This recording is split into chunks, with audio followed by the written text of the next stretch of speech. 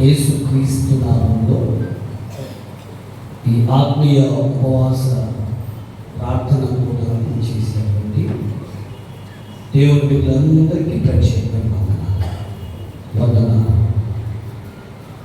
నన్ను ఆహ్వానించినటువంటి దైవజనులు గురుమండల అధ్యక్షులు ప్యారిస్ మినిస్టర్ గారికి, అమ్మగారికి, సంఘ పెద్దలకు, యూత్ వారికి, సండే స్కూల్ వారికి, స్త్రీల సమాజం వారికి అందరికీ వందనాలు. ప్రత్యేక కృతజ్ఞతలు.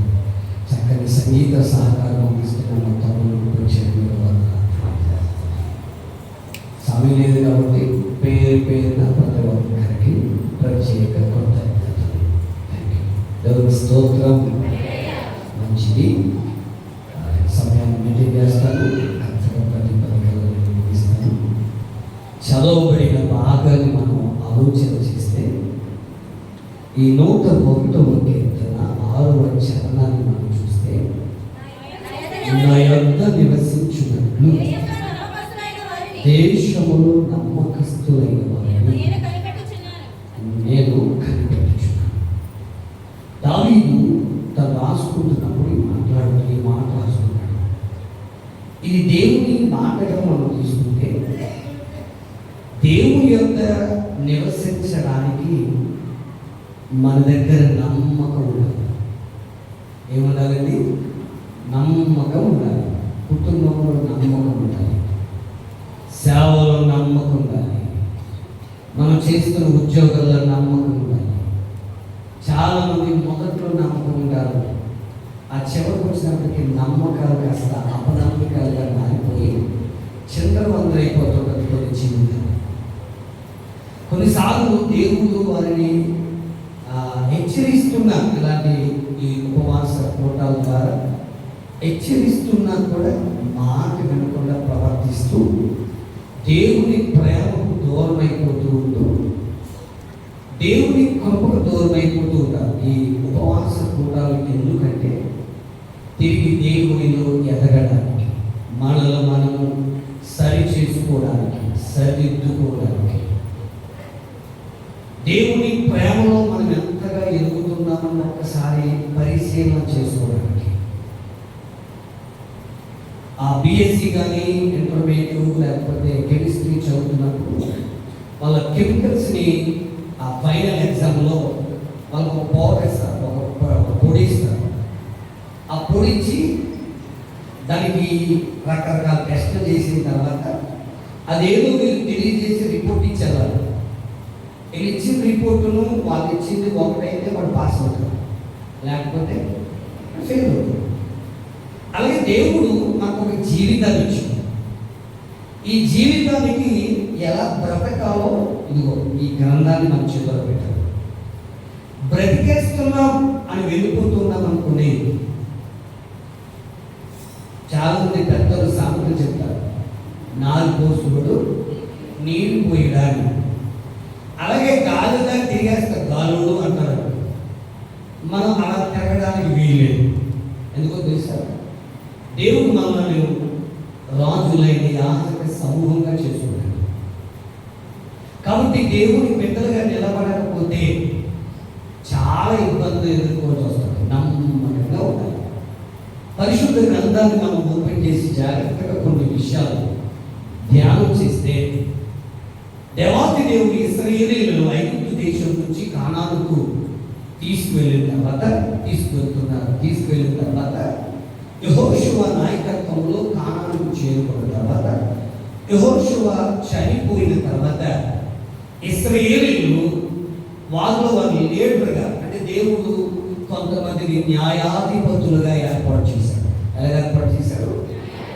ఆయన యొక్క నివసించుటకు లేక న్యాయాధిపతులుగా నియమించుటకు దేవుడు కొంతమంది ఎన్నుకోవడానికి ఇష్టపడుతూ ఉంటారు. ఫర్ ఎగ్జాంపుల్, నేను కొన్ని ఎగ్జాంపుల్ చెప్తూ ఉంటాను, మీకు అర్థం అవడానికి.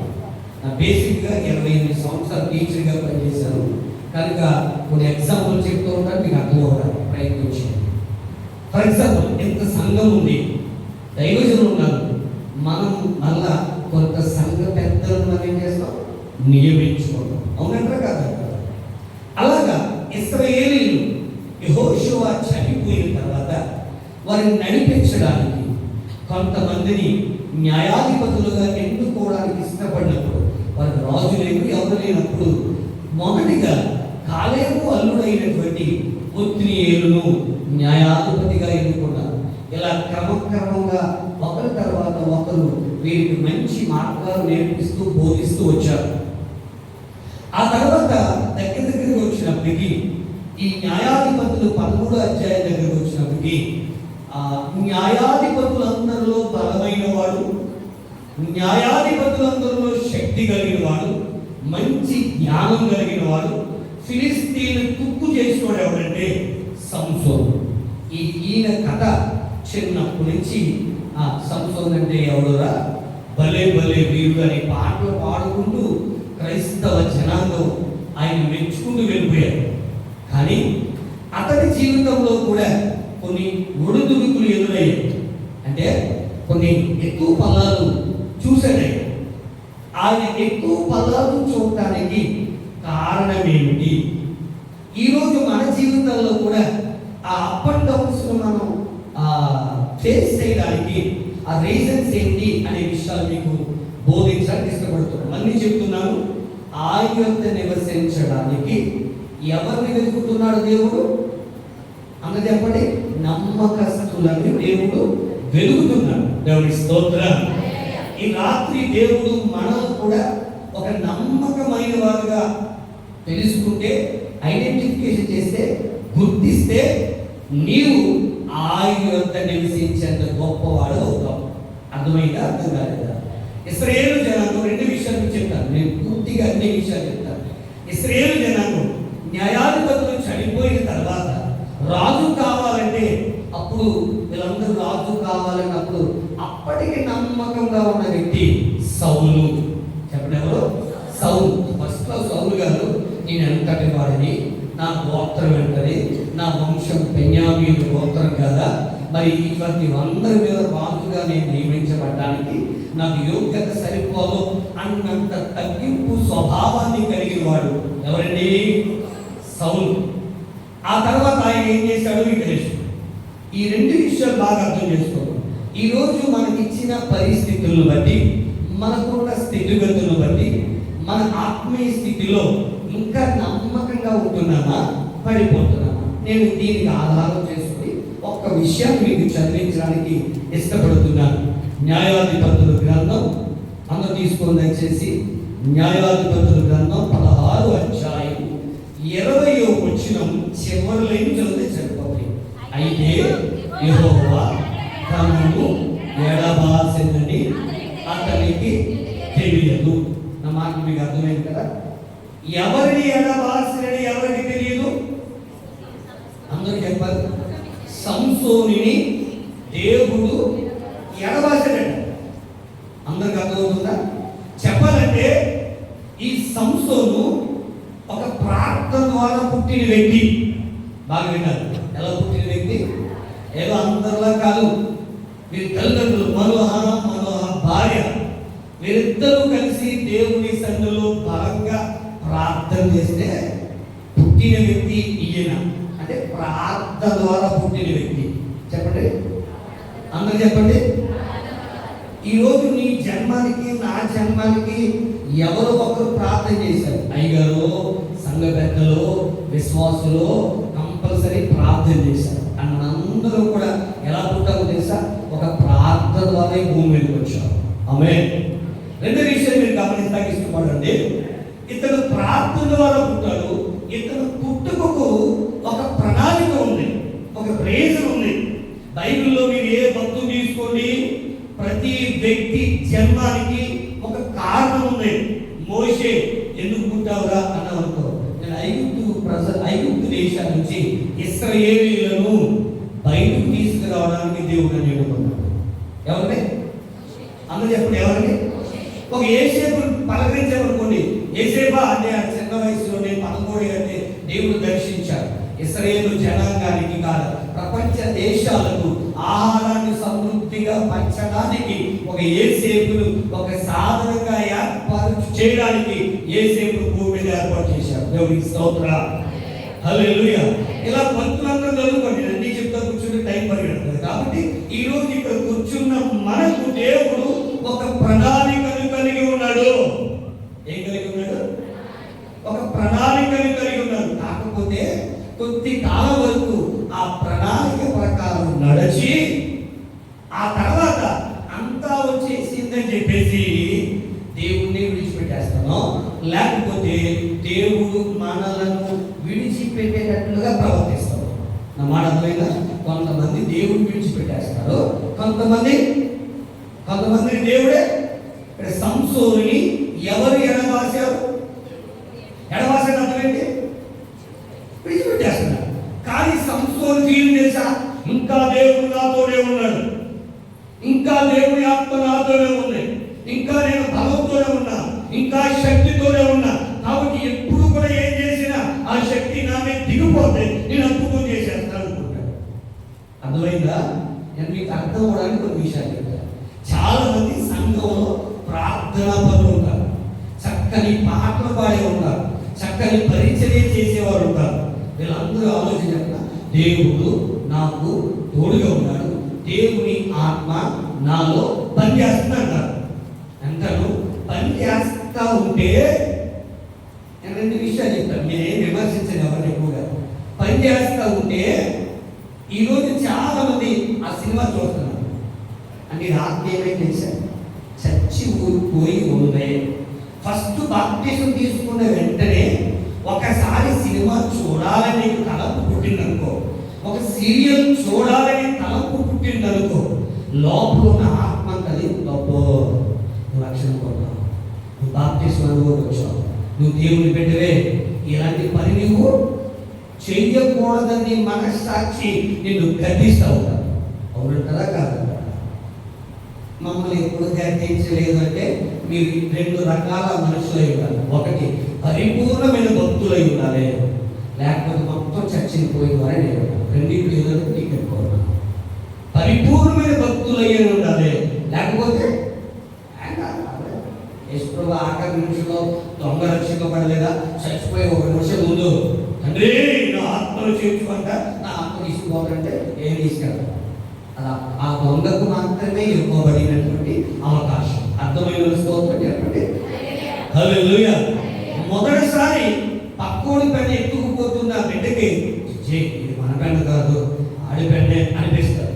అలా 4-5 సార్లు దొంగతనం చేస్తే ఇక్కడ మనసు ఏం మాట్లాడదు, మనస్సాక్షి ఏమైపోతే చచ్చిపోతుంది. ఆ మాట అర్థమవుతుంది కదా. సంసోను చెడ్డోడా అని అనట్లేదు, సంసోను మంచోడు, దేవుడి స్తోత్రం. కానీ పరిస్థితులు కొన్నిసార్లు మనలను దేవుడి దగ్గర నుంచి పారిపోయేవారుగా చేస్తారు. ఇలా దేవుడి ఆత్మ మనల్ని విడిచిపోయేటట్లుగా చేస్తారు. మళ్ళీ చెప్తున్నాను, దేవుని ఆత్మ, దేవుని సన్నిధి సంసోనును విడిచిపెట్టినట్టు అతనికి తెలియదు.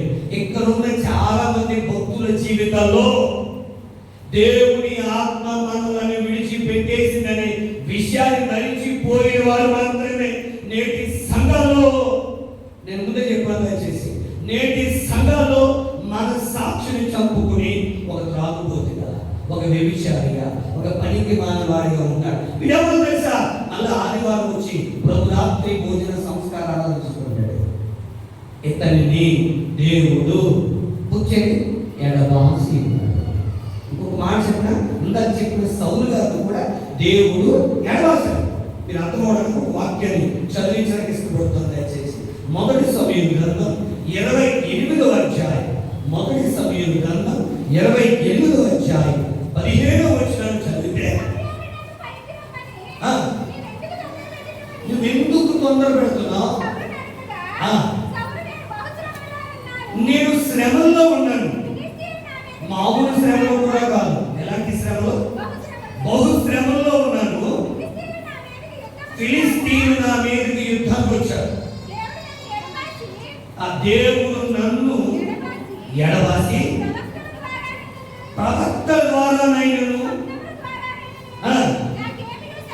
నాకు సెలవివ్వడలేదు. దేవునికి స్తోత్రం. నేను మీకు మళ్ళీ చెప్తున్నా, ఈరోజు చాలా మంది చాలా ప్రార్థన విన్నపాల కొరకు ప్రార్థిస్తారు. అయ్యగారు మంచి ఆత్మీయతను నింపబడి వాక్యం ద్వారా బలపరుస్తూ ప్రార్థిస్తున్నప్పుడు దేవుని కార్యాలు ఇక్కడ జరుగుతాయి. దేవుని స్తోత్రం. మీరు పరిపూర్ణంగా నమ్మి నా ఆత్మీయ తండ్రి, నా దైవజనులు నా కొరకు ప్రార్థిస్తే అద్భుతం జరుగుతుందని నమ్మినప్పుడు ఆ కార్యం నీలో నాలో జరిగి తీరుతుంది. ఆమేన్. సౌలు ఒక ప్రక్కన సేవకుడైన సమూయేలు మాట వినలేదు. అక్కడ జరిగిన సంగతి నేను సింపుల్ గా మాట్లాడుతున్నా. కర్ణ పిశాచి దగ్గరికి వెళ్ళి అక్కడ విచారణ చేస్తూ వాళ్ళతో మాట్లాడుతున్న మాట చెప్పిన, యెహోవా దేవుడు నాకు ఏమీ సెలవివ్వట్లేదు. ఎందుకు ఇవ్వట్లేదు? ఎందుకు ఇవ్వట్లేదు తెలుసా? అసలు ఈ ప్రవర్తన బాలేదు. మన ఆడకుండా మీరు ఏమనుకోకండి, కొన్ని మాటలు చెప్తారు. దేవుడికి స్తోత్రం. అయ్యగారు నమ్మింది, మీరు నమ్మింది యేసు ప్రభు, కరెక్టా కాదు? ఇంకొక చోట ఎక్కడో స్వస్థస్థాలు, ఇంకొక చోట ఎక్కడో అద్భుతాలు జరిగే చోట కూడా నమ్మింది ఎవరు? ఆయన ఆ యేసు ప్రభు కొత్త యేసు ప్రభు. వాళ్ళు కూడా కొత్త యేసు ప్రభు కదా. ఈయన ఒక యేసు ప్రభు నమ్ముకున్నాడు, ఆయన ఒక యేసు ప్రభు నమ్ముకున్నాడు, నేను ఒక యేసు ప్రభు నమ్ముకున్నాను. ఎవరై నేను కరెక్ట్గా చెప్పాను కదా. మరి కొంతమంది ఆదివారం ఆరాధన ఈ నియమ కూటాల్లో ఇలాంటి ఈ ఉపవాస కూటాల్లో పాల్గొని కానీ ఎక్కడెక్కడో కూటాలంటే చెప్పులన్నీ బ్యాగ్లో నిండేసి పారిపోతారు. ఏమైనా దేవుడి భాషలో. అందుకే వారి జీవితాల్లో శ్రమలు చెప్పగలరు, శ్రమలు అలాగే ఉన్నాయి. సౌలు అక్కడున్న సమూయేలు దగ్గరకు వెళ్ళి ప్రార్థన చేయించుకుంటే అద్భుతం జరుగును. దేవుడికి స్తోత్రం. నా మాట అర్థమవుతుందా? అర్థం కాదు. సమూయేలు దగ్గర అతను అభిషేకించింది 10వ అధ్యాయంలో. సౌలుని రాజుగా అభిషేకించింది ఎవరు? సమూయేలు. ఆ సమూయేలు దగ్గరికి వెళ్ళి ప్రార్థన చేసుకుంటే ఈ యుద్ధంలో అతనికి జయమివ్వడా? కానీ అతనికి అనట్లేదు. ఏమిరా అంటే నువ్వు చేసిన తప్పు అన్నాడు కదా. మన లోకల్ పాస్టర్ కోపం. అదే ఎక్కడెక్కడో పాస్టర్స్ అయితే నీ బ్రతుకు అక్కడికి వెళ్దాం వచ్చిందమ్మా అని చెప్పేసి బ్లెస్సింగ్ ఇచ్చేస్తారు. అయ్యగారు ఏమి కట్టలేదు కానీ అన్నీ బ్లెస్సింగ్. ఈ రోజుల్లో వెళ్ళారా గాస్పల్ బోధ కన్నా ప్రాస్పరిటీ బోధ ఎక్కువైపోయాయి. మళ్ళీ చెప్పండి, గాస్పల్ సువార్త బోధన కన్నా ప్రాస్పరిటీ బోధ అంటే నువ్వు ఇక్కడ వస్తే ఇదైపోతావు, ఇక్కడ వస్తే అలాగైపోతావు అంటే అయ్యగారు అలాగైపోతావు అన్నారు. ఈ అయ్యగారు ఎలాగైపోతావు అన్నారు. ఈ అయ్యగారు తండ్రి కాబట్టి తన పిల్లవాడి బుద్ధి చెప్తాడు. ఏమరా, నా పిల్లవాడు మార్క్స్ తక్కువ వస్తే నేను కొడతాను, నా పిల్లవాడు తొందర వేషాలేస్తే పనిష్మెంట్ ఇస్తాను. తప్ప కదా. మీ పిల్లవాడు తొందర వేషాలేస్తే నేను మాట్లాడను. ఎందుకు మాట్లాడను? అది నా పిల్లవాడు కాదు. అది ఎలా చెడిపోయినా సంబంధం లేదు కాదు. ఒక తండ్రిగా, ఒక ఆత్మీయ తండ్రిగా మీకు మంచి విషయాలు నేర్పిస్తున్నప్పుడు ఆ వ్యక్తిని విడిచిపెట్టి ఎక్కడెక్కడో తిరుగుతూ ఉన్నావంటే దేవుడు నిన్ను అలా చెప్పండి, దేవుడు నిన్ను ఎడబాసిన యాస చెప్పిన స్థిరత్వం ఉన్నదో చెప్పండి. అందరూ కలిసి అందరూ చెప్పండి. ఎడబాసిన వాడి జీవితం స్థిరత్వం లేని జీవితం. ఫస్ట్ పాయింట్ అర్థమైందా? సార్ సంశోధించుకుని ఇక్కడ నాకు వచ్చి మాకు పాయింట్ చెప్తారా? నేను అయ్యగారి గురించి తెలు, అయ్యగారు ఎవరు నాకు అసలు తెలు, అసలు ఫోటో అని కూడా అయ్యగారి పేరు కోసం పొద్దున్న అడిగారు అడిగారు. ఆ పేరు పెట్టడం సార్ శుభం చెప్పాలి కదా. ఇప్పుడు దానికి తెలు. దేవుని స్తోత్రం. ఈరోజు సంఘములో ఉన్న ప్రతి వ్యక్తి సేవకుని గౌరవిస్తూ సేవకుని మాట వింటే ఆ సేవకుని ద్వారా నీకు దేవుడు తోడుగా ఉంటాడు. ఆమేన్. హల్లెలూయా. ఇప్పుడు చెప్పండి, సౌలుని దేవుడు ఎడబాసినందువల్ల అతనికి ఏమొచ్చింది? బహు శ్రమలు వచ్చాయి. ఏమరై? సంసోనుని దేవుడు ఎడబాసినందువల్ల సంసోని జీవితంలో కష్టాలు వచ్చాయి. ఏమరై? ఎందుకు వచ్చాయి అనేది ఒక 4-5 విషయాలు మీకు తెలియజేసి నేను త్వరగా ముగించేస్తాను. దేవుడికి స్తోత్రం. మొదటి మాట మనం ఆల్రెడీ ముందే డిస్కస్ చేసాం. సంసోనుని దేవుడు ఒక ప్రణాళికతో చెప్పాలి, ఒక ప్రణాళికతో ప్రార్థన ద్వారా మనోహాకి దేవుడు ఇచ్చిన బిడ్డ. దేవుడికి స్తోత్రం. నేను అనుకున్నాను సంసోను చిన్నప్పుడు చాలా బుద్ధిగా బతుకుంటాడు. ఎవరి మాట వింటూ? అమ్మ నాన్న మాట. అందరూ చెప్పండి, ఎవరి మాట వింటూ? అందరూ చెప్పాలి, పర్లేదు. నేను ముందే చెప్పాను కదా, ఏదో ఒకరి ఇంతకి ప్రసంగం చెప్పి వెళ్ళిపోవాలి. ఆ మూలన్న అన్నయ్య దగ్గర నుంచి ఈ మూలన్న అమ్మలు ఇక్కడ ఉన్న చిల్లమ్మలు కూడా చెప్పాలి. ప్రసంగం ఒకరు కాదు, బల్లో పాఠం ఫస్ట్ బెంచి కాదు, లాస్ట్ బెంచ్ అర్థమైతేనే ఆ మాస్టర్ మంచోడు. నా మాట అర్థమవుతుందా? ఇద్దరు ముగ్గురికి అర్థమైంది భలేగా ఉంది అని చెప్పించి వెళ్ళిపోతే కరెక్ట్ కాదు. టీచర్కి పాస్టర్కి రెండు స్వభావాలు ఉంటారు. ఇది బీఈడి నేర్పిస్తారు. నేను ఆల్రెడీ బీఈడి కాలేజీలో పాఠాలు చెప్తూ ఉంటాను. ఎందుకో తెలుసా? అన్నం ఎలా వండాలో అమ్మకి తెలవాలి. బియ్యాన్ని బట్టి మీరు ఏం చేస్తారు? ఎసరు పెడతారు కదా. అంటే అన్నం వండే తల్లికి ఏ స్వభావం తెలవాలి? ఆ బియ్యం స్వభావం తెలవాలి. ఏదో 64 వెయ్యో స్వర్ణో మైసూరు మనకు తెలలే. అవి ఉంటాయి. అన్నీ ఒకేలా ఉండితే ఎలా ఉంటుందో మీకు తెలుసు కదా. ఈ వడ్రంగాయనికి ఇది చేయడానికి ఈ చెక్క స్వభావం తెలవాలి. ఎవరికి తెలవాలి? వడ్రంగాయనికి ఒక చెక్కని ఇలా చేయాలంటే ఏ స్వభావం తెలవాలండి? ఇది ఏ చెక్క? తుమ్మకరకు వచ్చి అది అక్కడ ఎలా అయిపోతుంది, గొంతు తిరిగిపోతుంది. నిద్రగంటే చేతకు వచ్చి నేను మంచం చేస్తాను కూరదక్కడ, నేను నిద్రగంట చెప్పి గుమ్మ వెళ్తాను కూరదక్కడ, దాని గుణాస్తి దానికి లేదు. ఏదే అదే మందుగాలో అలాగే ఎన్నుకుంటారు. వడ్రంగి ఆయనకి ఏం కావాలి? ఏం తెలవాలి?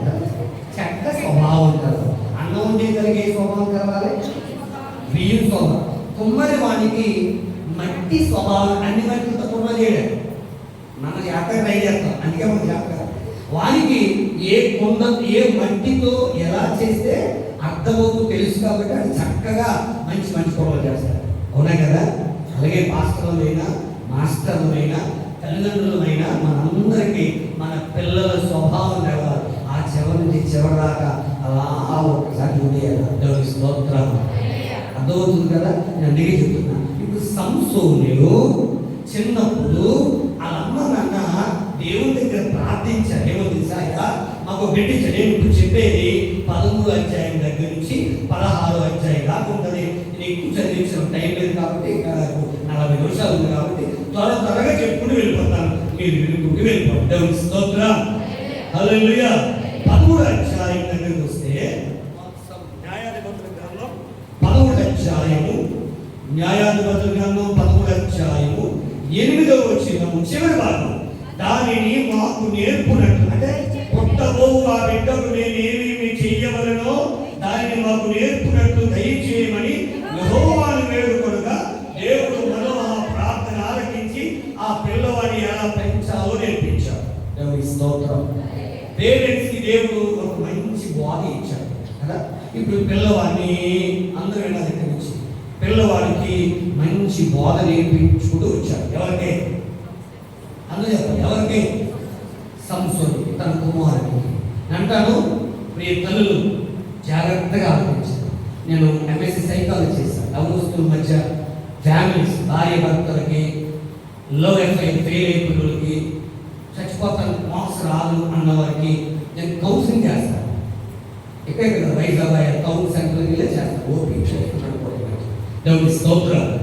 ఈ మధ్యన గమనించిన బిడ్డరా, 12వ సంవత్సరం వరకు మన పిల్లలు జాగ్రత్తగా మనం మాట్లాడతాం. అసలు మీ మాట ఎదురు చెప్పరు. చొక్కా కొంటే ఆ చొక్కా వేసి వెళ్ళిపోతాం.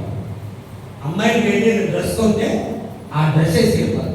13-14 సంవత్సరాలు మెచ్యూర్ అవుతాడు. నువ్వు కొన్ని డ్రెస్ నువ్వు ఎంత కాస్ట్ పెట్టుకోరు. నాకు కాలేజీలో వెళ్ళా, స్కూల్కి వెళ్ళా, అక్కడ డ్రెస్ బాగుంది, ఆ డ్రెస్ ఎక్కువ. ఎవరే తప్పు చెప్పారో అయితే యవనస్తుడైనా మన తమ్ముళ్ళు కూడా అలాగే లేదు. ఆ సిలుగుపోని ప్యాంట్లు, ఆ సిలుగుపోని సొక్కలే 2000 అయినా కొనుక్కుంటే వాళ్ళ సొంత మెచ్యూరిటీ వస్తారు. 2 రకాల మెచ్యూరిటీ మనిషి కూడా గుర్తుపెట్టు. ఒకటి ఫిజికల్ మెచ్యూరిటీ ఉంటుంది బాగా, 2 మెంటల్ మెచ్యూరిటీ ఉండాలి. ఈ పిల్లలకి అప్పటికి ఓన్లీ ఫిజికల్గా మాత్రమే పరిణతి చెందుతారు, మెచ్యూరిటీ వస్తారు. అంటే శారీరకంగా మాత్రమే పొందారు అలా చెప్పచ్చు. మెచ్యూరిటీ వచ్చింది, మెచ్యూర్ అంటే మీరే పెద్ద భూత అనుకోకండి. పరిపక్వత, పరిణితి అని అర్థం. మెచ్యూర్ అని అర్థం ఏంటి? పరిపక్వత లేక పరిణితి అని అర్థం. దాని ప్రత్యేకమైన ఆ తెలుగు భాగం. ఓకేగా? దేవుని స్తోత్రం. కాబట్టి ఇది అప్పుడు ఏమొచ్చింది తెలుసా? ఓన్లీ శారీరకమైన పరిపక్వత మాత్రమే వచ్చింది. ఈ శారీరకమైన పరిపక్వతలో వీరి ఆలోచనలు వేరే వెళ్ళిపోతాయి. సంసోను కూడా 14వ అధ్యాయం దగ్గరికి వచ్చినప్పటికీ ఎవరి కాలంలో పరిగెట్టాడు. ఎవరో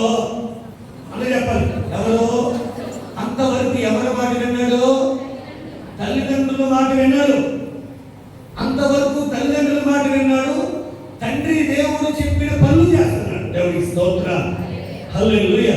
the first mistake in the Samson లో 14వ అధ్యాయంలో 2-3 వరకు చదవద్దు, ఇక్కడ రాసుకోండి, చదివిస్తూ వెళ్తే టైం పడతారు. 2-3 వచనాలు చదివితే అతనికి యవన కాలంలో పెళ్లి చేసుకునే వయసు వచ్చింది. ఏ వయసు వచ్చింది? అందరూ చెప్పండి, ఏ వయసు వచ్చింది? పెళ్లి చేసుకునే వయసు వచ్చింది. పాత నిబంధన గ్రంథంలో యవనస్తులకి చాలా మందికి పెళ్లిళ్ళు తల్లిదండ్రులు చేసుకుంటూ వెళ్ళారు. ఎవరు చేసుకుంటూ వెళ్ళారు? పర్లేదు చెప్పొచ్చు, ఎవరు చేసుకుంటూ వెళ్ళారు? ఒక్కొక్కసారి తల్లి తండ్రి ఏకమై పనివాడి ద్వారా కూడా పెళ్లి కూతురు తీసుకొచ్చి కట్టబెట్టేసారు ఇస్సాకు గారికి. అబ్రహాం గారు కూడా వెళ్ళలేదు పెళ్లి కూతురు చూపించాలి. ఎవరు వెళ్ళారు? ఎలియాజరుని తీసుకొచ్చి పెళ్లి చేసేసారు. దేవునికి స్తోత్రం.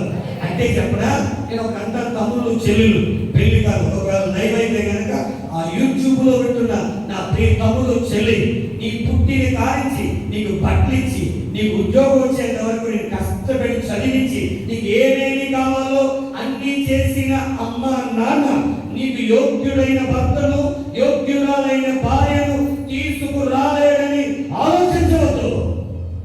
దేవుని స్తోత్రం. ఈ రోజు యువతరం ఇంచుమించు 100కి 50% తప్పుడు నిర్ణయాలు తీసుకుని జీవితంలో తప్పడలు వేసి కుటుంబానికి చెడ్డ పేరు చేస్తున్నారు, సంఘాలకు చెడ్డ పేరు చేస్తున్నారు. ఇలాంటి ఆలోచనలు వస్తున్నాయంటే దేవుడు అతనిని విడిచిపెట్టాడు. బుద్ధుడు వినరా అని చెప్పడం ఆ తర్వాత వస్తుంది. ఒకసారి ఫస్ట్ అరే నాన్న నేను ఫిలిస్తీన్ల దేశానికి వెళ్ళా, అక్కడ నుంచి అక్కడికి ఎందుకు వెళ్ళావు? ఇంకో చెప్పడా, నేను 2 విషయం చెప్తున్నాను మీకు అర్థం అవ్వదు.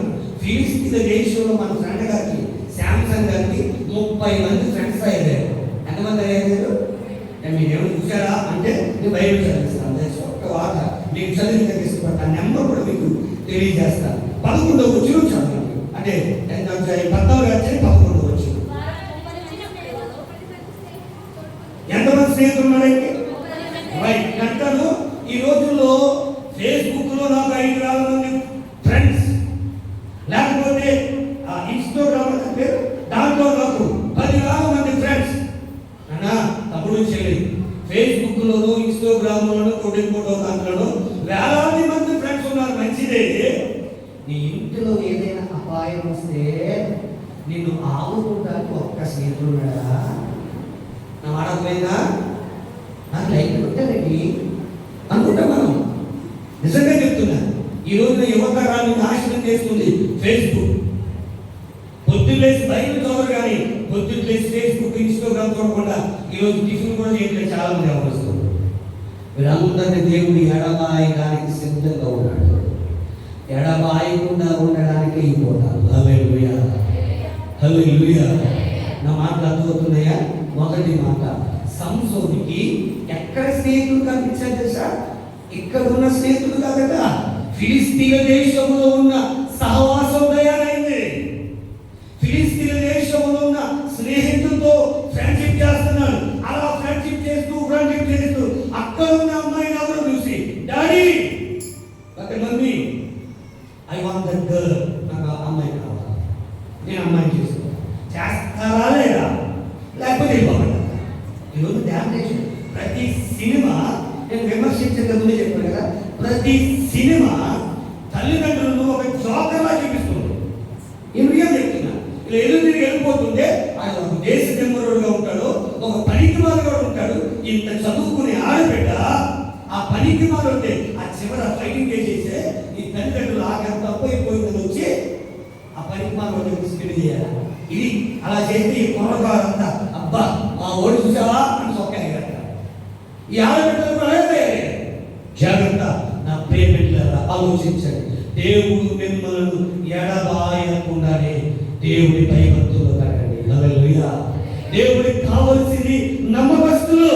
ఎవరి కాలంలో నువ్వు నమ్మకం ఉంటే నువ్వు ఉన్నతమైన భవిష్యత్తు పొందుకుంటావు. దేవుడి స్తోత్రం. హల్లెలూయా. నేను నా యవన కాలం నుంచి అలా దేవుడి కొరకు నిలబడ్డాను. దేవుడి మహిమ కలుగును గాక. మా అమ్మగారు, నేను చిన్నప్పుడు 7th క్లాస్ వరకు అల్లరిగా తిరిగాను. చెప్పడానికి సమయం కాదు కానీ అల్లరి చిల్లరగా అంటే నాకున్న ఆశలు వేరు. నేను సినిమా చూసేవన్నీ కూడా దొంగ, రుస్తు, వేట, అడవి దొంగ, ఇవన్నీ చూసినప్పుడు ఆ చిరంజీవి సినిమాలో ఆడు ఏం చేసి వచ్చేసా అనేక మంది ధనవంతుల్ని ఏమవుతుందని పడగొట్టి ఆ డబ్బులని ఎవరికి మంచి ఉండేవాడు, పేదలకు మంచి ఉంటాడు ఆ సినిమాలో. ఓకేనా? అలా కనిపించింది. నేను కూడా పెద్ద అయిన తర్వాత అలా కనిపించుకోవాలి. అలాంటి వాళ్ళందరూ లేవేసి ఈ డబ్బులను ఏం చేయాలా అనుకోవాలి. దేవుడు తెలుసు నాకు చెప్తాం. దేవుడి స్తోత్రం. హల్లెలూయా. పిల్లలు గమనిద్దాం. నేను కరెక్ట్గా యవన కాలం వచ్చినప్పుడు 8వ తరగతిలో దేవుడిని పట్టుకున్నాడు. హల్లెలూయా. అప్పుడే నేను రక్షింపబడ్డాను. దేవుడి స్తోత్రం. హల్లెలూయా. 92వ సంవత్సరంలోని ప్రభు పాదాలు పట్టుకుని క్రీస్తు కొరకు నిలబడటం మొదలుపెట్టా. అతి కొద్ది సమయంలోనే సేవకుడిగా నిలబడ్డా. 28 సంవత్సరాల నుంచి ఈ బోధ చేస్తున్నాను. 46 సార్లు బైబిల్ గ్రంథాన్ని చదవడానికి దేవుడు కృపనిచ్చాడు. దేవుడి స్తోత్రం. హల్లెలూయా. హల్లెలూయా. బైబిల్ చదవకుండా దయచేసి మన ఏ పని చేయండి. యవనస్తులు మరీ చెప్తున్నా, మీ యవన కాల జీవితంలో పరిశుద్ధత కాపాడుకోవాలంటే పరిశుద్ధ గ్రంథం మాత్రమే మనకు ఆధారం. ఆమేన్. ఆమేన్. చెప్పండి. ఈయన దేవుడు ఎందుకు అలవాయిస్తుంది సార్? తను ఎందుకు పుట్టాడో అతను మర్చిపోయాడు. ఎవరమ్మా? తను ఎందుకు పుట్టాడో అతను మరి తల్లి చెప్పాడు. మాట్లాడితే నాన్న మా దేశంలో ఎవరు లేరుకున్నావా? చాలా మంది ఉన్నారా? మనకున్న పద్ధతి ఏం తెలుసా? ఇది అది అని చెప్పారు తండ్రులు. ఎవడ మాటేందో ధైర్యంగా నేను మోనార్కుని ఎవరి మాట అలాంటి వ్యక్తిగా తయారయ్యాడు. సహవాసం జాగ్రత్త. నీ తోటి స్నేహితులు సరిగా లేకపోతే నీవు మొదటగా ఎదురించేది అమ్మా నాన్నే. ఇంట్లో పిల్లలైతే, సంఘం అయితే ఆత్మీయ తల్లిని ఎదిరిస్తా మొదలెడతాం. ఎదిరించడానికి ఏ మాత్రము వెనకాడ అదే నా కోసం పాస్టర్ గారు ప్రార్థిస్తున్నారు. నా ఆత్మీయ తల్లిదండ్రులని కొంతమందికి జ్ఞానం సిద్ధపడిపోయాడు. దేవుడి నుంచి ఎగరకూడదుగా. ఇలా ఎగిరిపోతున్నప్పుడు నీకు శ్రమలు వస్తున్నాయని అర్థం కావట్లేదు. ఇంకో మాట చెప్పినా, తప్పిపోతే చిన్న కుమారుడు తండ్రి దగ్గర నుంచి ఎడవాసి వెళ్ళినప్పుడు సుఖం రాలేదా? వచ్చిందమ్మా. ఎక్కడ అన్ని ముక్కలు తిన్నాడు, బిర్యానీ ఉంటారు మన భాషలో కదా, అన్ని తండ్రిని విడిచిపెట్టిన తర్వాత పందులు తినే పొట్టు తినడానికి కూడా నోచుకోలేకపోయాడు. ఆత్మీయ తల్లిదండ్రులు విడిచిపెట్టండి. తమ్ముళ్ళు చెల్లెళ్ళు ఈ పేరెంట్స్ విడిచిపెట్టండి. సంసోని దేవుడు ఎడబాయడానికి మొదటి కారణం దేవుడి చిత్తాన్ని మర్చిపోయాడు. రెండోది పేరెంట్స్ ఇష్టాలను గుర్తించకుండా పేరెంట్స్ మాట కూడా తిరుగుతాం. 2 మాటలు అర్థమయ్యా? అర్థమైంది. 2 మాటలు చెప్పడం, ఆ చెప్పిన మాట మీకు గుర్తుండేగా. దేవుడికి స్తోత్రం చెప్పండి. మొదటిది తను ఎందుకు పుట్టాడో మర్చిపోయాడు. ఇలా చెప్తే అర్థం కాదు. కానీ ఈ మధ్యన సాగులు వచ్చాయి. నేను ఎందుకు పుట్టానంటే అని ఒక పాట పాడతాను. నేను పుట్టిందేమో నీ కోసం ఇంకో పాట పాడతాను. ఈడేదో పాట పాడతాను కదా. ఎంత బాధగా పాడండి, అందం కదా. దేవుడికి స్తోత్రం చెప్పండి. ఈరోజు యవనస్తులు పాడట్లేదా? ఎక్కడ ఉంది నీ చుట్టూ తిరుగుతారు. ఒకటి పాడేస్తే ఈ తిరిగి అక్కడ చేస్తే అలాగే. నీ హృదయం దేవుని వాక్యం వైపు తిరిగితే నీ కుటుంబాలు బాగుపడతాయి. హల్లెలూయా. నీ జీవితం బాగుపడతాయి. హల్లెలూయా. అద్భుతంగా అర్థం అవుతుందా? 2వ మిస్టేక్, 3వ మిస్టేక్ చెప్తారు. పిల్లరా, ఇంకొక విషయాన్ని చెప్పడానికి టైం అవుతుంది, కానీ నేను ఒక్క విషయాన్ని ఇబ్బందిగా 3వ విషయాన్ని ఆ పెళ్లి సెట్ అయిపోయింది మనోడికి. తప్పదు కదా. అమ్మ నువ్వు ఏం చెప్తారని చెప్పినాక నీ ఇష్టం బాబన్నాడు. నీ ఇష్టం బాబని మనోడు ఫిలిస్తీ దేశానికి తిమ్నాతుకు బయలుదేరారు. అందరూ ఎక్కడ బయలుదేరారు? తిమ్నాతుకు బయలుదేరారు. దేవుడి స్తోత్రం. హల్లెలూయా. తిమ్నాతుకు బయలుదేరినప్పుడు 14:5 వచనంలో మీరు చదువుకున్నప్పుడు దేవుడి స్తోత్రం. మీరు రాసుకొని వచ్చిన ఇంటికి చదువుతూ ఉంటే మీకు చాలా విషయాలు అర్థమవుతూ ఉంటాయి. దేవుడి స్తోత్రం. తిమ్నాతుకు బయలుదేరినప్పుడు ఆ తిమ్నాతులో అమ్మ అనే బిడ్డడు అంటే పెళ్లి కూతురింటికి వెళ్ళిపోయారు. ఓకేనా? పెళ్లి కూతురింటికి వెళ్ళిపోయిన తర్వాత మా నోడు ఎక్కడికి వెళ్ళి చేసా? ద్రాక్ష తోటల దగ్గరికి వెళ్ళాడు. ఎక్కడికి వెళ్ళాడమ్మా? అదోతున్నాం దేవుడు. ఎక్కడికి వెళ్ళాడు? అమ్మ నాన్న తిమ్నాతులో అత్తోడికి తీసిపోయాడు. అత్తోడి ఉప్పి అత్తగారి ఇంటికి వెళ్ళిపోయాడు. ఇప్పుడు మన వెళ్ళాడు. అక్కడ ద్రాక్ష తోట ఉంది కదా, అక్కడికి వెళ్ళాడు. ఒక మాట చెప్పిన, కొన్ని ఊళ్ళలో పెళ్ళిళ్ళు ఉంటాయి. ఆ ఫస్ట్ టైం వెళ్తారు, శోభాలు వెళ్తారు కదా, అది ఎంగేజ్మెంట్ వెళ్తారు కదా, ఏ శుభకాలు వెళ్తారు. ఎక్కడ కొంతమంది పెద్దలు ఉంటారు, కొంత మంచి తోలు ఉంటారు. వీళ్ళందరూ ఎక్కడ ఉంటారు సార్? పెళ్లి కూతురు ఇక్కడ కూర్చుంటారు. వీళ్ళు ఎక్కడ ఉంటారు అన్న కొట్టు ఎక్కడ ఉన్నాయి అర్థం కదా.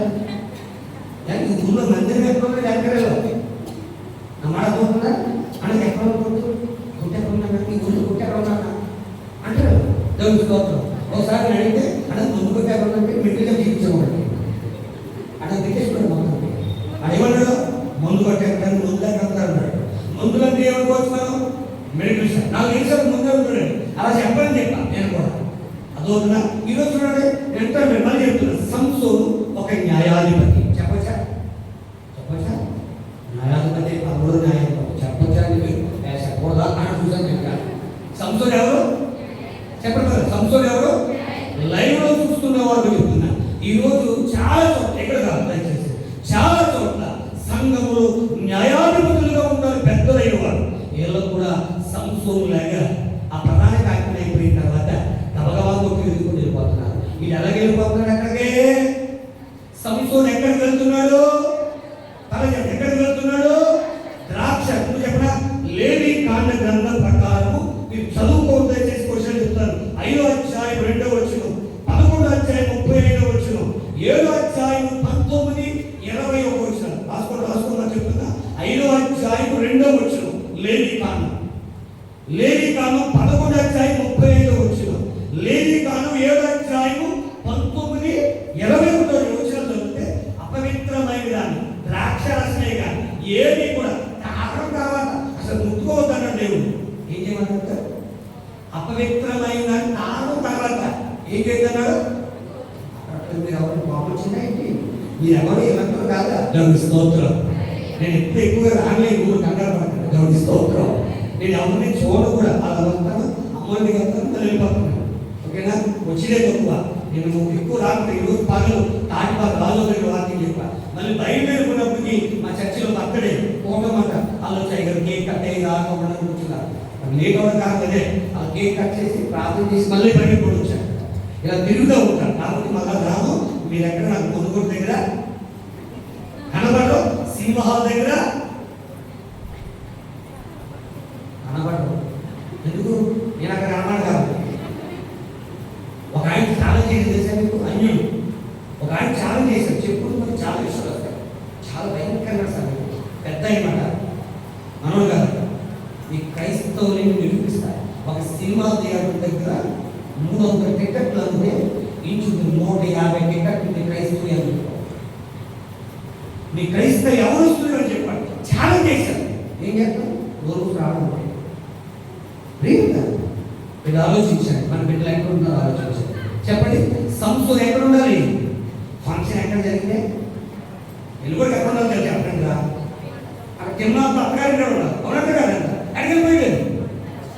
ద్రాక్షల తోటలోకి వెళ్ళిపోయాడు. ఆ తోటలోకి వెళ్తే ఏమొచ్చింది? ద్రాక్ష తోటలో గర్జించు సింహంలాగా సాతాను ఎదురు చూస్తున్నాడు. నువ్వు ఎప్పుడైతే తప్పుగడి వేస్తావో నిన్ను మృంగడానికి, నిన్ను చంపడానికి, అది ఎవరిని మింగుదని గర్జించు సింహంలా చూస్తున్నాడు. ముట్టుకునే కదా, చూస్తూనే కదా. కొంతమంది ఫ్రెండ్స్ నువ్వు మాతో తాగొద్దు కానీ, నువ్వు మాతో చూడొద్దు కానీ, మాతో సరదాగా రా అంటాడు. అక్కడలాగే ఎదుర్కొంటాడు. దేవునికి స్తోత్రం చెప్పండి.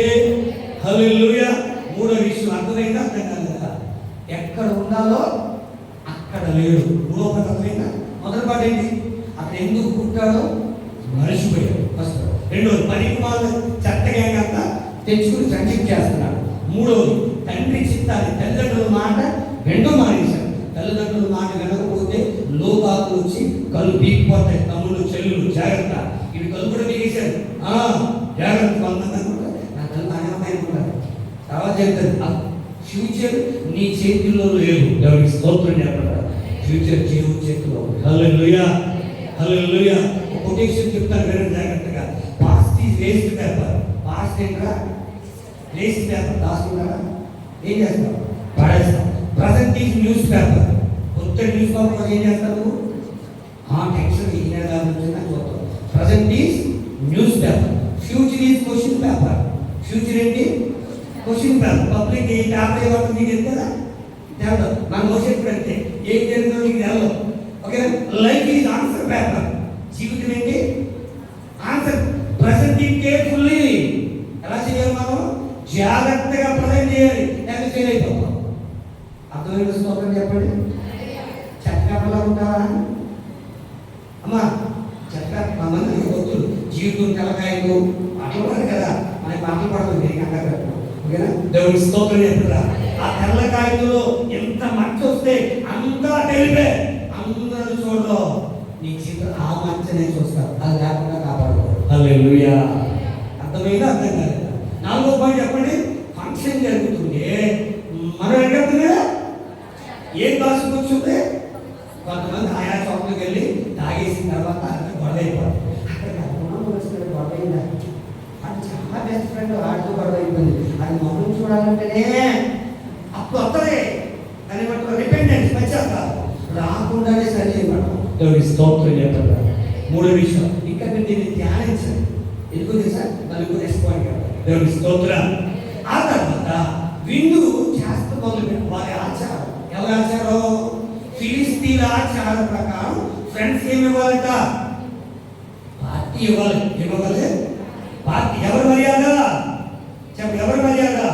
ఫిలిస్తీన్ల మర్యాద చెప్పుకుని ఇందాక 10, 11, 12 వచ్చిన మీరు చదువుకుంటే వారికి ఉన్న మర్యాద చెప్పున వారందరికీ విందు చేస్తున్నారు. దేవుని స్తోత్రం.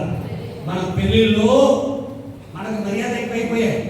సర్వలోక మర్యాద చెప్పుకుని మనం పెళ్లి చేసుకున్నప్పుడు ఏ పురుషుడు మనతో రాడు కనుక మన తండ్రితో సైనించి పాపం చేస్తామన్న లోతు కుమార్తెలు రియల్గా చెప్తున్నాను, నేను చూస్తున్నాను చాలా చోట్ల. హల్లెలూయా. ఏ బాబా పెళ్లి గురించి పార్టీ ఏమా క్రైస్తవులు అయితే ఏమన్నా చెప్పాలి. అమ్మే వాళ్ళు ఫస్ట్ టైం వెళ్ళినప్పుడు యవనస్తుడికి ముందు పోయి చేస్తూ ఉంటారు. ఇవ్వకూడదు. దేవుని పెట్టు, నువ్వు నీ గొంతు నాకు డ్యాన్స్ ఉండకూడదు. సర్వలోక మర్యాదలు వద్దు. దేవుని ఈ మధ్యన ఆ ఫోటోగ్రాఫర్లు ఆయా డిజైన్ వచ్చేసాయి. డ్యాన్స్ ఏంటి, పెళ్లి కొడుకు చేయమే మొత్తం కొమ్మరించేస్తారు. ఏ మర్యాద ఇది? ఏ మర్యాద ఇది? పర్లే చెప్పండి, మీరు తప్పు చేయండి, మంచులు నేను ఎప్పుడు రాలేదు, ఏ పక్షంకి వెళ్ళను. దేవుని స్తోత్రం. సర్వలోక మర్యాద చెల్లెకి వచ్చి పెట్టేస్తున్నారు. మీరు ఒకవేళ నేను ఒక చిన్న మాట చెప్తాను. చెల్లిని పట్టుకొచ్చి పూలు కట్టి వేస్తే ఆ అమ్మాయి జోగినిగా మార్చిన తెలుసా విషయం? జోగిని అనే వ్యవస్థ ఉండేది. దగా పడిన దేవుడి భార్య అని మహానుభావుడు చనిపోయిన దైవజనులు ప్రవీణ్ పగడాలన్న. ఏ పేరు? ప్రవీణ్ పగడాలన్న. అది రాసి షార్ట్ ఫిలిం రచించిన వ్యక్తి ఆయనే. అన్ని గ్రంథాలు చదివి, అన్ని పుస్తకాలు చదివి దగా పడిన దేవుడి భార్య అని ఒక షార్ట్ ఫిలిం తీశాడు. దాంట్లో పెట్టాడు ఈ క్లిప్పింగ్. ఎవడో చూడటం అని సినిమా చూస్తారు కానీ ఇవాళ అందరికి పోసేస్తారు ఈ స్నానాలు. ఈ మధ్య ఇంకొకటి వెడ్డింగ్ షూట్లు పెట్టేశారండి. ప్రీ వెడ్డింగ్ షూట్ చెప్పండి, నేను చెప్తాను, ఏమనుకోకండి. అసలు దైవజనుడే చేతులు కలపాలి, ఫోటోగ్రాఫర్ కలిపేస్తాను. ప్రీ వెడ్డింగ్ షూట్లు ఎవరు కలిపేస్తాడో ఎక్కడికో అక్కడెక్కడో తీసుకుపోతారు. అమ్మా ఆ పార్కులకి అక్కడికి తీసుకుపోయి ఇక పెళ్ళాకుండానే చేతులు కలిపేస్తారు. కలిపే ఇక ప్రేమ పెళ్లి కొడుకు రమ్మాలని రండి, పెళ్లి కూతురు రమ్మాలని రండి, చేయి కాకుండా చదవకుండా నేను ఎప్పుడు కలిగేస్తున్నాను. అందుకే కుటుంబ వ్యవస్థ సరిగా ఉండట్లేదు. అర్థం కావట్లేదు వ్యక్తులకి. ఏ మర్యాదలో ఇప్పుడు సంసోను గారు దేవుడు పెట్టే నాజీరు చేయబడిన వాడే, ప్రతిష్ఠించబడిన వాడే. ఏ మర్యాదలో పడ్డాడో? సర్వలోక మర్యాదలో పడ్డావా?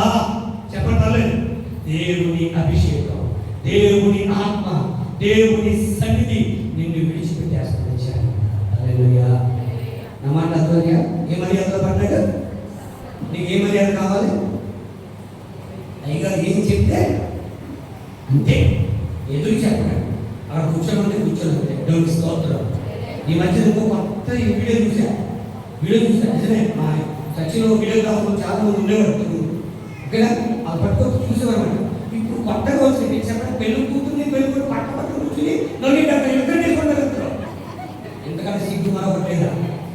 ఆడవాళ్ళు బొమ్మలు పెట్టి మానేసుకున్నాడు. అది ఇది వెడ్డింగ్ షూట్ అంట. జాగ్రత్త. ఏ మర్యాదలు ఇది? సీరియల్ మర్యాదలు, సర్వలోక మర్యాదలు చెప్పిన విన్నారు. కాబట్టి లోతు కుమార్తెలు చెడిపోయారు. నీ కుమార్తెలు, నీ కుమారులు చెడిపోకుండా ఉండాలంటే దేవుని మర్యాద చెప్పిన పెంచండి. లేదు దేవుని విడిచిపెట్టి నీ బ్రతుకే మొదలు అర్థం చేసుకో. దేవుని స్తోత్రం. ఇంకో మాట చెప్తా. సో సింపుల్గా పెళ్లి చేసాం. 14 సంవత్సరాలకి పెళ్ళైపోయినప్పటికీ అక్కడ చిన్న సంగతి చెప్తా. ఈ పెళ్ళి అయిపోయినప్పుడు ఫంక్షన్ జరుగుతుంది. వీళ్ళు మళ్ళా ఇంటికి వెళ్ళిపోతా ఇలా అమ్మ మీరు అడగట్లేదే అని వాళ్ళు పంపించేసి మళ్ళీ ఎక్కలేదు మన ఇల్లు కదా కొట్టుకెళ్ళి ఆ ద్రాక్ష తొడిగారు. అది ఏంటి చూడతారు. ఒకసారి పాపాన్ని విడిచిపెట్టిన తర్వాత పరిశుద్ధతలోకి వచ్చిన తర్వాత బాప్టిజం తీసుకున్న తర్వాత మళ్ళా ఒకసారి చూద్దామంటే ఇది అక్కడ చూడటానికి పట్టుకొచ్చాడు. వాడి అర్థమైందా అర్థం కాదు. ఇది మళ్ళా వెళ్ళంట. అక్కడ ఏం కనిపిస్తా ఆ చచ్చిపోయిన ఆ సింహం కడే మనకు కనిపించింది. దాంట్లోకి ఏం జరిగింది, మన కవిత్వం వచ్చేసింది. మన కవిత్వం బాగా ఉంటాయి కదా, ఆనందం కవిత్వం కవిత్వం వచ్చింది. ఈయనకేమో చచ్చిపోయిన సింహం చూసేసి ఒక పొడుగు పత్ర తయారు చేసి మళ్ళా వెనక్కి వచ్చి నాతో పన్ను కాస్తారా, దమ్మునే కాసుకోమని చెప్పేసి ఒక పొడుగుగా తీశారు. పొడుగుగా తీసి అక్కడ డబ్బు వస్త్రాలు చాలా ఇస్తుంది. నేను చదివించను, మీరు ఇంటికి బాగా చదవండి. పన్ను వేశారు. అంట క్రైస్తవులు బెట్టింగ్కి దూరంగా ఉంటారు. ఆమె సంస్కృతులు ఏం యాక్టింగ్ చేశారు, బెట్టింగ్ వేస్తారు. చెప్పండి వాళ్ళు ఏం వేస్తున్నాడు. ఈరోజు ప్రభా ఐపీఎల్ మ్యాచ్ బెంగళూరు దగ్గర ఉపవాసములు ప్రార్థన చేస్తాను ఆయన. ఎందుకంటే అందుకోసమే సిగ్గులు అడిగి ప్రార్థనలు ఓడిపోతుంటాయి. ఓడిపోతే ప్రాణరాడు కాశీని పెట్టి నాకు ఒక కొలీగ్ నాకు తెలుసు, రాజధాని ఆర్ట్స్ కాలేజ్లో ఫిజిక్స్ లెక్చరర్గా నెలకి ఇంచుమించు కొన్ని లక్షల రూపాయలు తీసుకునేవారు. నా కొలీగ్ దేవుడి స్తోత్రం చెప్పండి. లాస్ట్ టైం ఎలక్షన్లో ఒక ఆయన ముఖ్యమంత్రి అయిపోతాడని ఇంక కొన్ని లక్షల రూపాయలు కాశాడు. ఓడిపోయాడు. ఇప్పుడు కనబడలేదు అబ్బాయి, ఉద్యోగం ఓడిపోయింది. అంటే తన జీతం కానీ ఎక్కువ ఖర్చు పెట్టి కాసే పనులు కాదు. అమ్మగారు తెలుసు. అంటే మా ఇంట్లోకి వచ్చి భూమి చేసేవారు. దేవుడు బిడ్డగా తయారవుతున్నాడు అనుకున్న త్వరలో డాక్టర్స్ ఇచ్చేద్దాం అంటే ఎక్కడో కాదు, శ్రీకాకుళం కూడా ఆయన డాక్టర్ జాబ్ వచ్చింది. మెల్లిగా వాక్యాన్ని యూట్యూబ్ ద్వారా వింటూ పరిచయం అయ్యి నేను అతను కలుసుకుంటూ ఆత్మీయంగా మైండ్కి వస్తూ ఉండేవాడు. వాక్యం ఎంతో చెప్పారు తమ్ముడికి, తమ్ముడా క్రైస్తవుడు పందాలు కాయకూడదు. ఏం కాయకూడదు చెప్పండి, పర్లేదమ్మా మీరు కాయ కదా. ఏం కాయకూడదు, పందాలు కాయకూడదు, బెట్టింగ్ కాయకూడదు, కోడి పందాలు కానీ మా కోడి పందాలంతా కూడా అయిపోదు. వాక్యం అంతే. ఇది బెట్టింగ్ వేస్తున్నాడు. ఎవరో సంసోనుని దేవుని ఆత్మ విడిచిపెట్టడానికి కారణం నేను మన భాషలో మాట్లాడుతున్న బెట్టింగ్ కదా. ఆడైతే పన్ను వేశాడు. ఆ పన్నులో ఏదో మిసిక్ జరిగింది, ఓడిపోయాడు. ఇప్పుడు ఆ పందెమును డబ్బు చెల్లించడానికి నరహత్య చేసి దొంగతనం చేసి పట్టుకెళ్ళిస్తున్నారు. మళ్ళీ 101 కీర్తనలో ఇవన్నీ ఉంటాయి. అబద్ధాలు, దొంగతనం చేయడం, మోసగించడం, కింద కొడితే అవన్నీ కనపడతాయి. నా మాట మీకు అర్థమవుతున్నాయా? దేవుడేమో నమ్మకంగా ఉంటారా ఆయన ఆనాశ పెడితే వీడు ఒక అబద్ధికుడుగా మారుతున్నాడు. దేవుడికి స్తోత్రం. ఒకసారి మీకు మంచి గుర్తు చేస్తాను. 19వ వచనంలో యెహోవా ఆత్మ మీద మళ్ళా వచ్చినప్పుడు అష్కేలోకి పోయి 30 మందిని చంపి, ఎందుకు చంపాడు? దేవుడి కోసమా? డబ్బు కోసం. అది పన్ను ఓడిపోయాడు కదా, ఆ ఓడిపోయిన డబ్బు చెల్లించాడు. దగ్గర పైసలు లేదు, పెళ్లి ఖర్చు పెట్టేశాడు. మళ్ళీ చెప్తున్నా, పెళ్లిళ్ళకు వాటికి మితి నీరు ఖర్చు పెట్టి అప్పులు పాలైపోయి దేవుని బిడ్డలురా అని చెప్పి ఆ అవమానం తెలుసుకోకండి. చాలా మంది తెలుసు, ఫంక్షన్లకి పెళ్లిళ్ళకి తలకు మించిన భారం పెట్టి అప్పులైపోయి ఇల్లు నమ్ముకున్న వ్యక్తులు చాలా మంది ఉన్నారు. కొంతమంది చచ్చిపోయేవారు నాకు తెలుసు. చాలా నా కౌన్సిలింగ్ వాళ్ళు వచ్చినప్పుడు నేను చాలా మంది చెప్తున్నా, తలకు మించిన ఖర్చు పెట్టకండి. మీకు ఎంతో పోతే అంత ఖర్చు పెట్టని చెప్తా. కొంతమందికి ఇష్టం అవుతుంది, కొంతమంది కష్టం అవుతుంది. నా ఇష్టం. దేవుడి స్తోత్రం. ఈ 3 విషయం చెప్పడా పిల్లరా? ఈ బెట్టింగ్ రాయడం వల్ల ఒక నరహంతుడుగా అయిపోయాడు, ఒక దొంగగా అయిపోయాడు. మాకు తీసుకొని చేశాడు. త్వరగా ఎందుకు పుట్టాడో మర్చిపోయాడు. 2 అమ్మా నాన్న మాట వినడం మానేశాడు. 3 తనకు కనిపించింది వేళలో వెళ్ళిపోతున్నాడు. 4 ఎక్కడికి వెళ్ళకూడదు, ద్రాక్ష తోటకి వెళ్ళాం. 5 తొట్టిగా ఉంది కదా 30 మంది పనికి మాల స్నేహితులు. ఏ స్నేహితులు? ఫిలిస్తీన్ స్నేహితులతో 30 మెంబర్స్తో ఫ్రెండ్షిప్ కలిగి ఉన్నాడు. తర్వాత 6 మీకు అన్నీ చెప్పేస్తున్నా. ఇంట్లో మీకు ధ్యానం చేసి ప్రార్థన చేసుకోండి. దేవుని స్తోత్రం. ఏ మర్యాదలోకి వెళ్ళిపోయాడు? సర్వలోక మర్యాదలో గొంతుల్లోకి వెళ్ళిపోయాడు. తర్వాత చెప్పండి, బెట్టింగ్ రాశాడు. తర్వాత నరహంతుడు అయిపోయాడు. తర్వాత దొంగడు అయిపోయాడు. ఇంకొక మాట చెప్తున్నా, టైం ఒక కంగారు పడతాడు. దేవునికి స్తోత్రం. హల్లెలూయా. బిడ్డ ఆలోచన చేస్తే ఇప్పుడు ఆ అమ్మాయి మీద కోపించాడు. ఎంత కష్టపడి పెళ్లి చేసుకుని ప్రేమించి పెళ్లి చేసుకుని ఎలాగ తప్పులు ఏం చేసి ప్రేమించి పెళ్లి చేసుకుని కోపించాడు. ఎంతో ఏం జరిగింది తెలుసా? ఎంతో పెళ్లి కూతురున్నా ఇదిగో 30 మంది తొట్టిగా ఉంటారా ఉందా? తొట్టిగా ఈ బాగా బెస్ట్ ఫ్రెండ్. ఎవరి ఫ్రెండ్? ఎవరి బెస్ట్ ఫ్రెండ్? సంసోన్ బెస్ట్ ఫ్రెండ్ పిలిచి అది చేసేసాడు. అప్పుడు ఏమన్నా నిజంగా పెళ్లి అలా చెప్పండి. ఏమన్నా సార్ ఒకసారి పెళ్ళాడు, నా భర్తకి బ్రతికే ఉన్నాడు.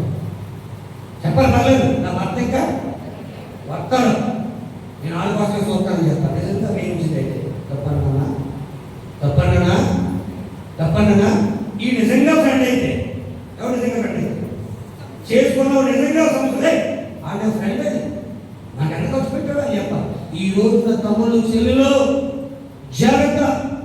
మీరు లేనప్పుడు, మీ భర్త లేనప్పుడు ఏ పురుషుని మీ ఇంటికి రానివ్వకండి.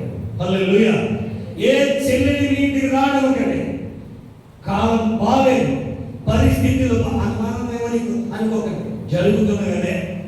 జరుగుతున్నదే ఎవరికి స్తోత్రం చెప్తున్నా అంటే అనుకుంటాను. సంసోనుతో పాటు ఫ్రెండ్షిప్ చేసుకునే హాయ్ అన్నాడే కూడా ఉంటాను. అందుకే అలా వెళ్ళాడు. 15వ అధ్యాయంలో అంటే ఏం చేసుకున్నామని పెళ్లి చేసుకున్నాడు. ఇది మళ్ళీ కొంత కాకుండా ఎవరి సెక్టర్ వచ్చినా ఎవరో పెళ్లి చేసుకున్నాడు కదా. స్తోత్రం. మళ్ళా వచ్చి కొత్త చూడు కోపించిన భార్యని మబ్బి పెట్టడానికి మలుపులు స్వీట్లు అయ్యో పరిగెత్తలు అలా ఉన్నారు. మ్యాక్ని అయ్యట్టు బయలుదేరాడు. ఎవరికి వచ్చాకి భార్యకి వచ్చి అందులో ఏంటన్నారంట, అదే నువ్వు వస్తాను అనుకుని మా కూతురు ఏం చేసింది సార్, నీ ఫ్రెండ్ ఎక్స్ప్లెయిన్ చేసి ఏమన్నాడు అంటే సంసోను కుటుంబాన్ని నాశనం చేసింది అవ్వడం. అది సైడే సంస్థలు కుటుంబాన్ని నాశనం చేసింది ఎవరు చెప్పండి అమ్మా. మీకెందుకు పాటిస్తూ ఉంటారు కదా? సంస్థల కుటుంబం నాశనమే, మీ కుటుంబాలు కాదా? అదే కదా ఎవరు కుటుంబం నాశనమైంది? సంస్థల కుటుంబాన్ని నాశనం చేసింది ఎవరు? సంస్థల స్నేహితుడే. ఇప్పుడు అర్థమైందా? ఎక్కువ మంది ఫ్రెండ్స్ ఎత్తుకుంటే జాగ్రత్త. నీ కొంపకు ముప్పులేడతారు. నీ కొంపలో నీకు తెలియకుండా కొంతమంది ఇలా చెప్తే ధైర్యం ఉండదు, కానీ ఇంకా పూర్తిగా చెప్తారు. కొంతమంది అమ్మస్తుని అంటే బాగున్నారా అని వస్తుంది కళ్ళు బాబు నేనే కొంచెం చూసి అంటే ఇలా చూస్తే రా చూపుతుంది అలా ఇలా పెట్టాను. అయ్యి బాబోయ్ నాకు తెల్లకి పంపాను కొత్తది అది ఇంటికి వచ్చి నా కొడగడికి నా కొడుకు ఎత్తుకుపోయిందనే నేను ఎవరు తీసుకురమ్మంటాడు. అంటే బాగున్నావా అని వస్తా కేకెత్తాడు అన్నో అని వస్తాడు. డౌట్స్ క్లారిఫై వస్తున్నాను. స్కూల్లో టీచర్ లేదా, సోషల్ మాస్టర్ లేదా, వీడెవరో లేదా, వీడు ఏం చేయడానికి వచ్చినట్ట డౌట్ క్లారిఫై చేయడానికి వచ్చినాడు. ఆ డౌట్ క్లారిఫికేషన్ జీవిత క్లారిఫికేషన్ వెళ్ళిపోతుంది. జరుగుతున్నవేమే ఈ రోజుల్లో. అమ్మా ఇంకో మాట చెప్పిన ఈరోజు సామాన్యము పగబట్టింది కుటుంబ వ్యవస్థ మీద. మళ్ళీ చెప్తున్నాను, పగబట్టింది కుటుంబ వ్యవస్థ మీద. కుటుంబ వ్యవస్థ చెడిపోతే అనేక ప్రార్థనలు మొట్టమొదటి ఆదాము దగ్గర కూడా పగబట్టింది కుటుంబ వ్యవస్థ మీద. అక్కడ జరిగేసింది. నేను డబ్బేసిన ఆవిడ పోసిన పండు చిన్న మొత్తం యావదే అన్నాడు ఆయన. ఎవరు అవన్నేముంది నేను ఏం డబ్బేసిన ఆ భావం అంగేసి ఎవడో ఒప్పుకోలేదా? ఈనాడికి ఎవడో ఒప్పుకోలేదు. ఒప్పుకుంటా లేక మాట్లాడతాం అందరూ కలిసి స్తోత్రం చెప్పండి గట్టిగా. హల్లెలూయా. ఏమన్నా అర్థమవుతుందా? ఏమో పావులు అన్నాడు, ఆత్మన్నాడు, ఈ సంవత్సరం అన్నాడు, సౌలు అంటాడు అనిపిస్తుందా? టచ్ అవుతుందా? మీరు ఇక్కడ చదివినప్పుడు ఏదైనా జరిగితే అక్కడికి వెళ్ళిపోతుంది. ఇక్కడే ఉంటుంది. స్తోత్రం చెప్పండి. కాబట్టి జాగ్రత్త. ఆంటీ అప్పుడు అది అన్నప్పుడు అందుకు కంట్రోల్ చేసి ఎక్స్ట్రా అయిపోయింది. ఆంటీ మేము పిక్నిక్ వెళ్తున్నాం, మీ అమ్మాయిని పంపించరా? మేము అందరం వెళ్తున్నాం, పంపించాను. నేను పంపించొద్దని చెప్తాను. స్తోత్రం చెప్పండి. క్రైస్తవుడు పిక్నిక్ వెళ్ళొచ్చారని వెళ్ళకూడదని చెప్తాను. డైరెక్ట్గా చెప్తాను. వెళ్ళకూడదని చెప్తాను, డైరెక్ట్గా చెప్తాను. సహవాసం పోతే వెళ్తా. సహవాసం ఉంటే ఖర్చులో ఎలాగని ఎక్కువైపోయింది. సహవాసం పోతున్నాను. స్తోత్రం. నీకు అంత ఎక్కువైపోతే వాళ్ళు తీసుకొచ్చి దగ్గర పెట్టుకో. స్తోత్రం చెప్పండి. అసలు ప్రమాదం 30 స్నేహితులు పట్టుకుంటే దాంట్లో ఒకడు చూపెట్టేశాడు ఇంటికి. ఎవరింటికి? సరే నా పాట టైం అయిపోతుంది కాబట్టి నేను 5 నిమిషాల్లో ముగించాను కాబట్టి ముగించేస్తాను. దేవుడి స్తోత్రం చెప్పండి. సొంత స్నేహితుడే ఇంటికి పెట్టేశాడు. సరే మా అమ్మాయికి వెళ్ళిపోయాడు, మళ్ళీ అక్కడ అమ్మ చంపేశాడు. అయినా సరే దేవుడు సంసోన్ని జారిపడి ఎక్కడ మరి పరువు పోతుందని దేవుడు కాపాడుతూనే వచ్చాడు. హల్లెలూయా. ఇక్కడ అర్థమైందా? నువ్వు తప్పు చేస్తున్నా, నువ్వు ఇబ్బంది పెడుతున్నా, దేవుడు నిన్ను కాపాడుతూనే వస్తున్నాడు. నీ జీవితంలో మేలు చేస్తూనే వస్తున్నాడు. హల్లెలూయా. హల్లెలూయా. హల్లెలూయా. చివరిగా దీనిలో వచ్చింది మధ్యలో మాట్లాడటం చాలా ఉన్నాయి. వచ్చిన 45 స్టేట్మెంట్ రాసుకున్నాను. దేవుని స్తోత్రం చెప్పండి. ఈ 3 అధ్యాయం కదా 48 పైనే ఆ సంసోను జీవితంలో తప్పడలు రాసుకున్నాను. నేను నేర్చుకో నీకు చెప్పాను కదా, ఇలా చెప్పుడు పోతే కనపడాలి చెప్పారు. దేవుని స్తోత్రం చెప్పండి. చెప్పిన ఢిల్లీలో వచ్చి ఈ ప్రాణంలో చెప్ప, ఈ ప్రాణంలో చెప్ప అంటే తల్లి 16 ఇదే దేవుని స్తోత్రం చెప్పండి. హల్లెలూయా. ఈ ప్రాణంలో చెప్పు అంటుంటే మనోడు 3 సార్లు అబద్ధాలు ఆడేశాడు. అంటే ఏమైపోయాడు? అబద్ధాలు అయిపోయాడు. ఏమైపోయాడు? నాజీ చేయబడి అబద్ధం ఆడచ్చా, బాప్తి తీసుకుని అబద్ధం ఆడచ్చా, అబద్ధం ఆడచ్చా, ఇలాంటి రాదు సార్. ఏ క్షారంగా అబద్ధం లేదా? క్షారంగా అబద్ధమా లేదా?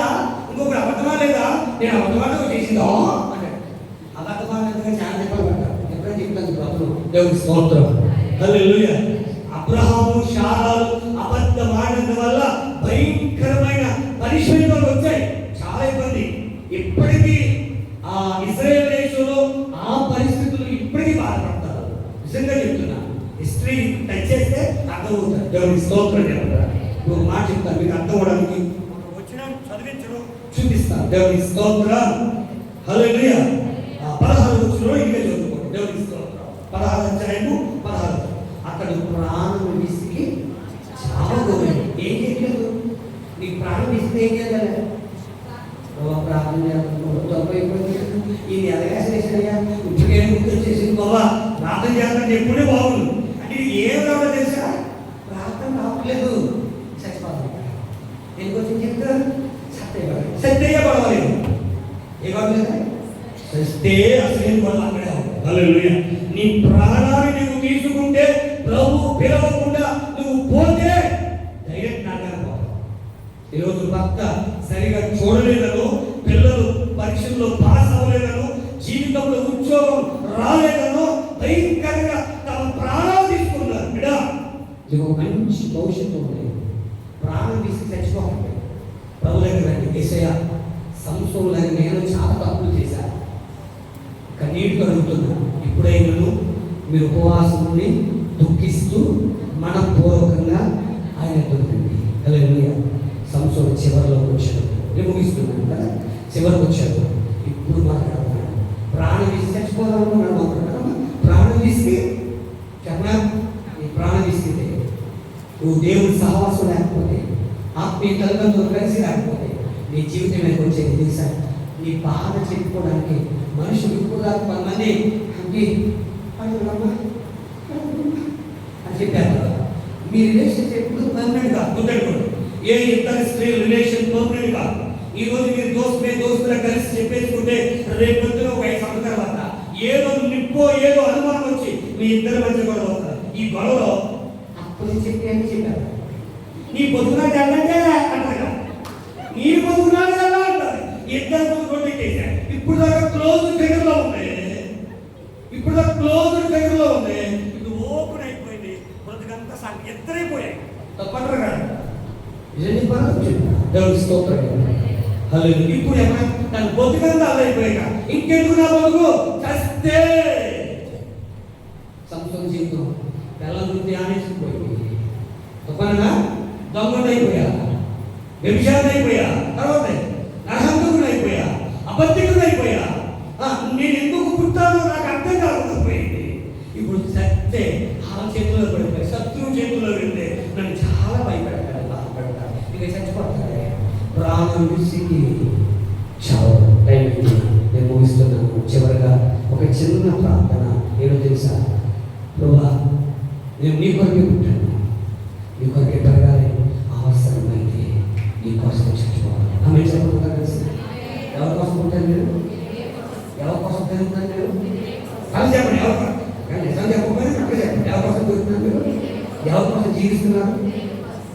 మనం చెప్తున్నాగా చెప్పండి ఎవరి కోసం చచ్చిపోతారు? అవసరమైతే క్రీస్తు కొరకు చచ్చిపోతారు. అమ్మాయి చెప్పండి. యేసయ్యా ఈ చివరి రోజున ఈ ఫిలిస్తీన్ ఎక్కడ చంపేసి నీ కోసం చచ్చిపోతాను. హల్లెలూయా. బ్రతుకుంటే నీ కోసం బ్రతుకుతా, చస్తే నీ కోసం చేస్తా. హల్లెలూయా. నన్ను ఎడబాసేసావు, నన్ను విడిచిపెట్టేశావు, నా బలమంతా పోయింది, నాకు అర్థమైపోయింది ఈ పరిస్థితి. నా దైవజనుడు ఆత్మీయ ఉపవాస కోటాలు పెట్టాడు. ఇప్పటికే నా పరిస్థితులు నన్ను ఇబ్బంది పెడుతున్నాయి, అపజయాలు నన్ను ఇబ్బంది పెడుతున్నాయి, అనారోగ్యాలు ఇబ్బంది పెడుతున్నాయి, అవమానాలను ఇబ్బంది పెడుతున్నాయి, చాలా శోధనలు భయపెట్టేస్తున్నాయి. కన్నీళ్ళతో నీ దగ్గరికి వచ్చాను. సంసోను తిరిగి నీ దగ్గరికి వచ్చినట్టుగా నీ దగ్గరికి వచ్చా. నా జీవితాన్ని సంక్షేమం. సంసోను తిరిగి శక్తినిచ్చి బలమిచ్చి ఫిలిస్తీన్లు చంపడానికి శక్తినిచ్చిన దేవుడు, తిరిగి అభిషేకం ఇచ్చిన దేవుడు.